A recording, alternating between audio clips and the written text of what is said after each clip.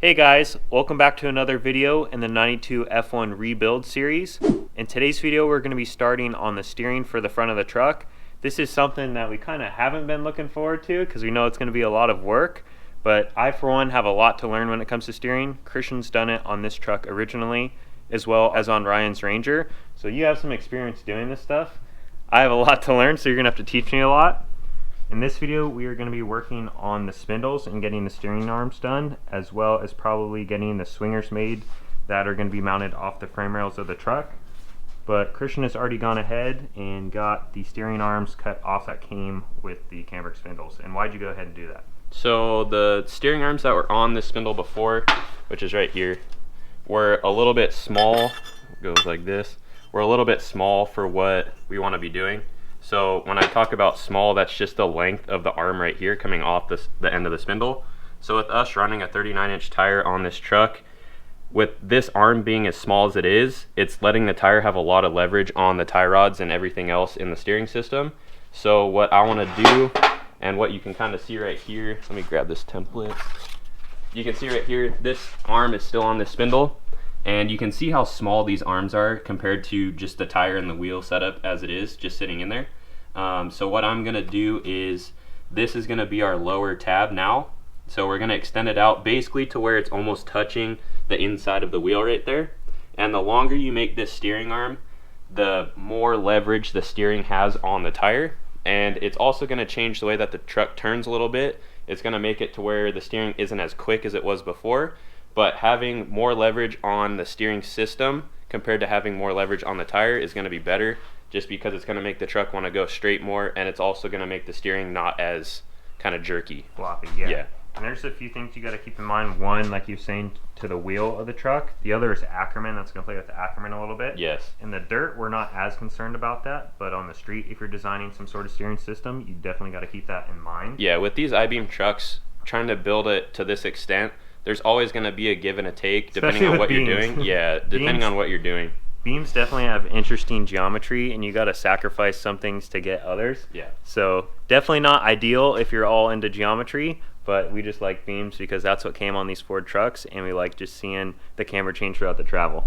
So we've gone ahead, or you already went ahead, and cut out these new steering arms. These are the lowers. Yeah, that's based off this template right here. Yeah, that looks... And the way that I got this is literally just holding it up to that tire down there that has a spindle already in it, and just making this tab as long as I possibly can to be able to get it as close to the inside of the wheel as possible. So now we got these little popsicles. Yeah, now that we have these, putting on to the spindle here. And This is the lower, so it'll go down here. It'll sit somewhere around here. And you want to talk about some of the bracing that we're going to be adding to this because of how long this sticks out from the spindle itself. Yeah, so if you look at like what was on there before, that would sit on there just like that.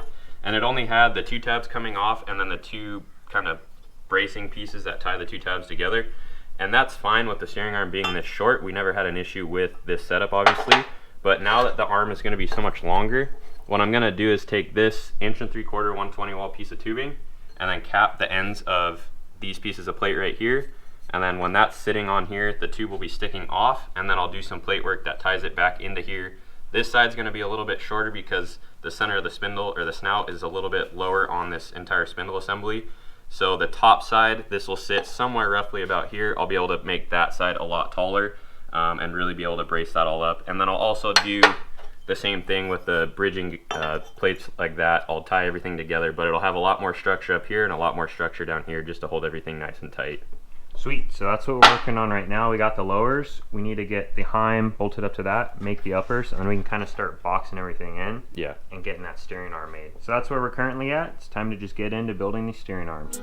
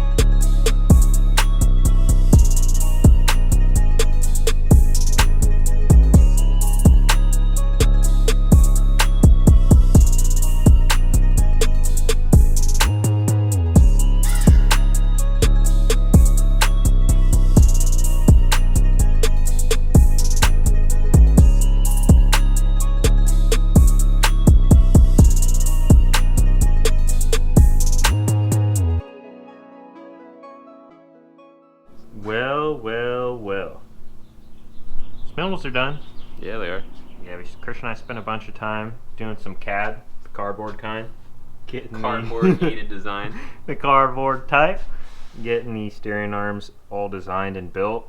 As you guys saw in the process, we started with just the 2 main pieces and then built the whole structure off of that. It's pretty cool how we went in there and did the joints, because this single weld captures the main tab coming off of there, captures this plate and the top plate.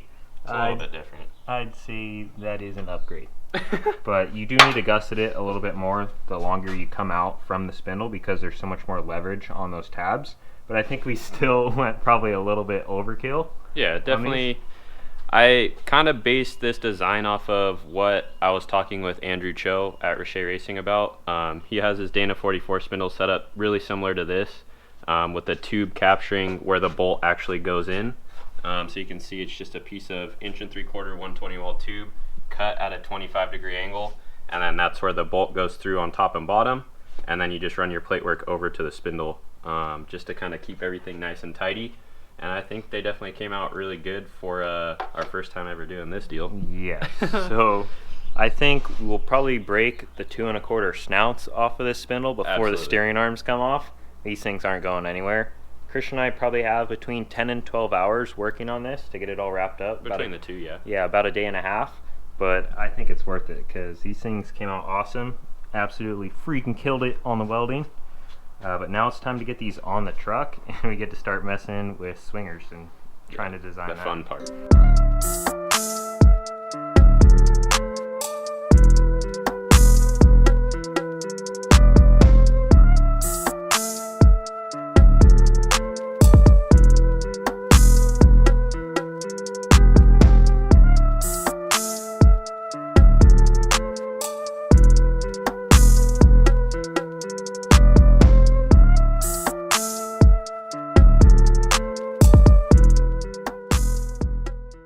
I'm not sure exactly where we left off, but I wanted to bring you guys in and give you an update on the status of the steering for the truck.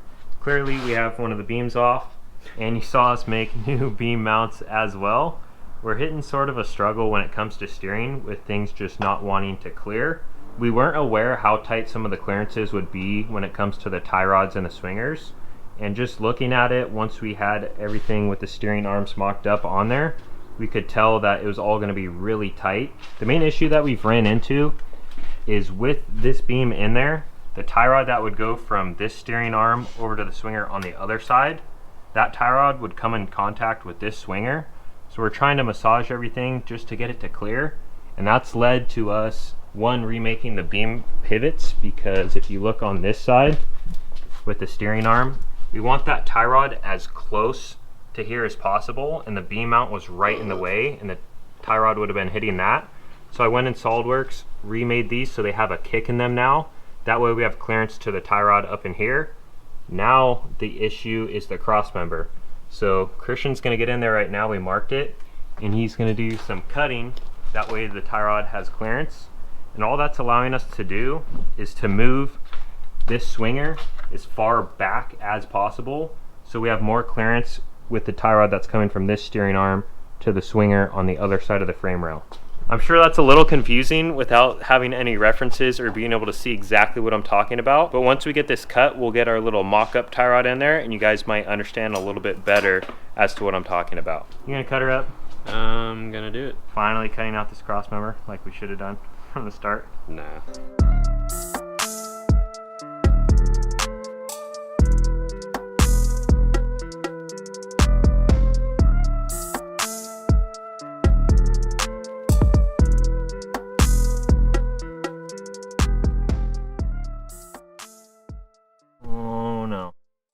Now that we have that piece of conduit in there, you guys can get a better idea of what I was talking about.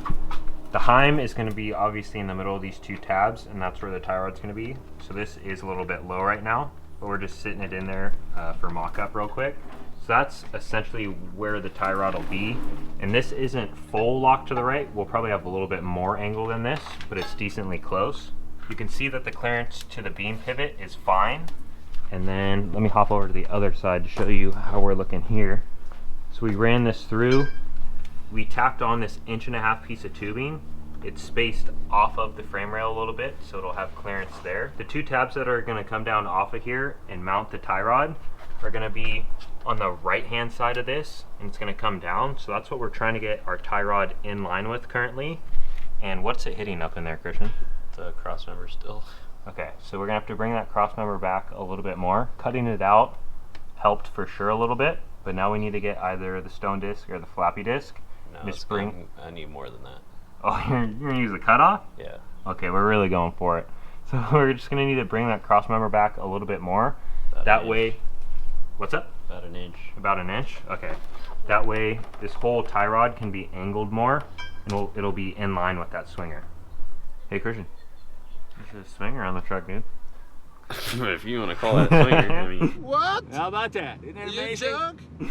So we have the final rendition of the swinger swinger mounts that we're going to be using. Whoa. No. No. You don't like that? No. Why not? What's wrong with it? This whole deal is just not. Not working out as planned? No. Steering is not my strong suit at all. Yeah, so this whole equal length steering is definitely a new thing for us, and we're learning a lot by doing it. A lot of which is through our own errors, which I'll be happy to explain to you guys some of the errors that we made, and some of the issues we're still running into. That way you guys can learn from it as well and have this knowledge ahead of time if you're designing steering like this as well. So first of all, Christian, you want to talk about our nice steering arms that we spent a bunch of time building? 2 full days making. Yeah. Yeah, so Let's talk about those. We did. You guys saw we made all this stuff. We made it 2 inches longer than from the center of the bolt hole to the center of the snout. We made it 2 inches longer than what it was before, which got this steering arm really close to the inside of the wheel. The inside of the wheel basically sits right here. But what we found out is these steering arms are still a little bit too short. So what we're going to end up doing is cutting all this back off again and then remaking all this stuff, but having this bolt hole come out just a little bit. But what we're going to do before we cut all this stuff off is just make some tabs that come off of here to bring the bolt hole out a little bit further, and then we can kind of play with it and figure out exactly where we need the bolt hole to be this time around, so we're not having to do this again. But the reason the thing that we realized that we made it too short is having this swinger up here, which is obviously just a bunch of like mock-up stuff. Yeah, it's this just is a not quick even prototype just to see if we have bump steering. It was basically just to be able to get this bolt hole to this bolt hole correct, with everything else, with the beam pivot and the radius arm pivots, and get all that kind of going, so we can just kind of get an idea. Yep. But when this is sitting here, if you turn this all the way to the left. Yeah, the left-hand side, where this tie rod's going to be able to get to the swinger on the other side of the frame rail, it's going to come in contact with this swinger right here. Yeah, so I'll even look at it. Yeah, so we have a line marked here. It's a beam pivot to where the swinger is. It's that distance. That's what that line is. And looking through, you can already tell that the tie rod would be coming into contact with that swinger. So that's not going to work. So do you want to just pull it up real quick so they can see sort of the clearance between the beam and the swinger? Because we have about like 1.5 inches to the swinger. And once that's 1/4 inch plate with an overlay on it, you don't want much tighter clearance than that because it's going to extend out further. So that swinger is pretty much as far back as it can be. So we can't do anything there. So the steering arm's the next thing that we have to mess with to get everything to clear. Lesson to be learned for you guys is make the steering arm as long as you can. Ours will probably be in line with the lip of the rim now, but also don't fully weld and build everything out before you know it's going to work. If we were to do this again, we just build 2 tabs out, little popsicle sticks, and just see if everything clears. That's literally why the swinger and these mounts are exactly the way that they are, because quick prototypes. We just know to make sure all this works. stuff is going to be moved around and remade, and it's just all temporary stuff, which these steering arms, I don't know, it was just kind of whatever, but I thought these steering arms we would have been okay, but not knowing what we were doing, probably looking back, probably shouldn't have welded them. I mean, these are already so much longer than they were that we probably thought they would work, but it's just the fact that the swingers are on the outside of the frame rails now, they have to be a lot longer than a standard setup. Even though Christian and I know we're going to have to remake the steering arms, we were able to cycle this one side and see how much bump steer there was. We didn't bust out the old plumb bobs or anything, but just from looking at it and cycling it up and down, it looks like there's pretty minimal bump steer with where the swinger's at currently. Yeah. So I don't know how we hit it so good on the first try, but it seems to be decently close and just needs a little bit of adjustment. Obviously, with the new steering arms, it'll be off a little bit, and we'll have to change a some little things. bit. But when we change those steering arms and make this a little bit longer, it's going to get this tie rod more in line with the beam and kind of parallel with it. So yeah, what'd you say the spread on like the beam pivot to the swinger was? It was 9 inches. it's 10 right now. 10, and this we know is 7. So bringing it out a little bit more will definitely help with that. You guys might be wondering what sort of material we're going to be running for tie rods. I already did mention that we're running conduit just for these mock-up ones, but the final versions, this will likely be 1 1/4 250 wall tubing, and then we will have this 1 1/2 120 wall sleeve over it, just because the outer diameter on the bung is 1 1/4 as well. So this main piece, this 1 1/4 piece, will be butted up to the bung with that sleeve on there, and once it's all welded up, it should be pretty dang strong. Yeah, and this sleeve is obviously just for mock-up, but this one will be a little bit longer than what this is right now, and then the end of it, where the end of the tubing is for the 1 1/2, will have a notch in it, so that way where it gets welded around here, it won't just be one straight line basically on the piece of tubing. It'll have like a nice fish mouth basically to get welded to. That way it doesn't have like a nice shear point. Fully coat on that thing. Sweet.